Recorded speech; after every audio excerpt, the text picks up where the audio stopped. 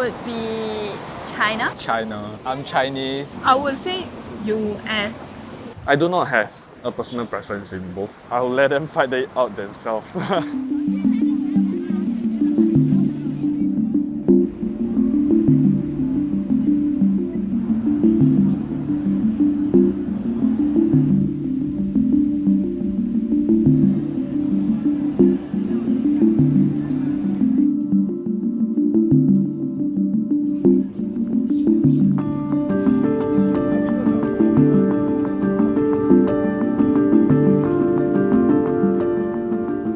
I'll consider myself as Singaporean Chinese. My great-grandfather came over to Singapore, and after that we've been settled here since then. Like Chinese, but not the traditional kind. Yeah, cause I got a lot of tattoo lah. Yeah, then like I don't think the olden traditional kind is allowed. I would describe my own cultural identity as Chinese. Both my parents are Chinese. Recently I went Yunnan. Everything is digitalized there, which was quite a surprise. I'm a Chinese Singaporean. My parents are from Singapore, but my grandfather is from China. But I don't know which part of China.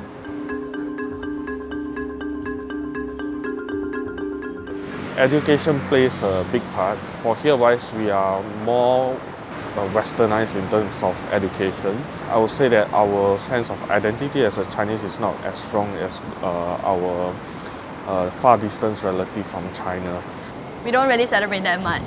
Only like Chinese New Year, maybe like the occasional like 中秋节, that's all. I think we're very diluted.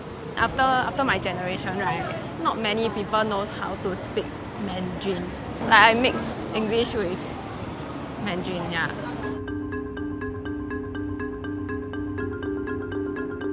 Having been appointed to the office of Prime Minister,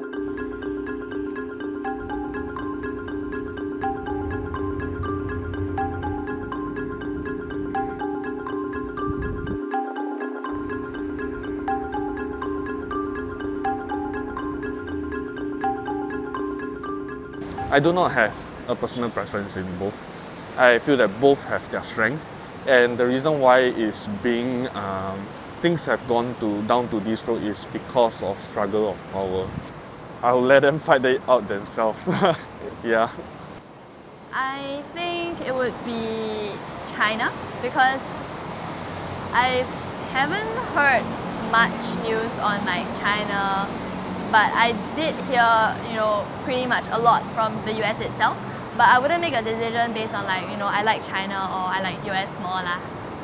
I would say US, a little bit more inclined to that side. Like maybe 49 and 50%. Like a little bit only. Their lifestyle appeals to me more by that 1%. China. Because I'm Chinese, my family is Chinese. I've been to China more. I think also about the history of USA, like starting wars and everything. So I think I'm more leaning towards China.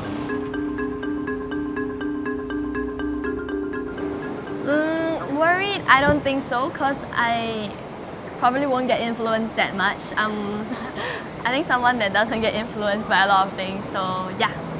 I'm not so worried about that because we are being brought up as free individuals, and if we feel that the Chinese are so-called being accused of bringing propaganda in, and if I feel that if people here accept the idea, it should be based on their free will.